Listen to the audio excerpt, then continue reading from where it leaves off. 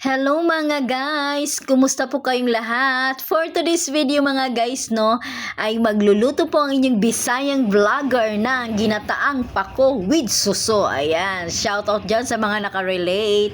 Ilagay po natin mga guys yung pangalawang gata.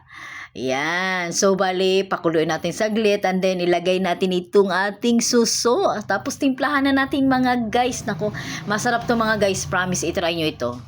So, ayan mga guys, kumulo na siya. Halo-haloy natin ng konti and then ilagay na po natin yung unang gata mga guys. And the best talaga to mga guys. Timplahan natin ng patis. So, ayan mga guys, kumukulo na siya and then nilagay ko po yung pako mga guys. So, kung napansin nyo mga guys, konti lang yung pako mga guys kasi ang mahal ng pako yung tali kasi niya mga guys, 60 pesos ko. Yun lang talaga ang nabili ko mga guys, isang tali lang. Kung hindi mo pa na-try itong recipe na to mga guys, i-try mo rin ako. Talaga naman, mapapaano ka talaga yung mga guys. Masarap po ito. Ayan, tikman na natin mga guys. Yan po ang pako mga guys. Ayan, ang sarap mga guys.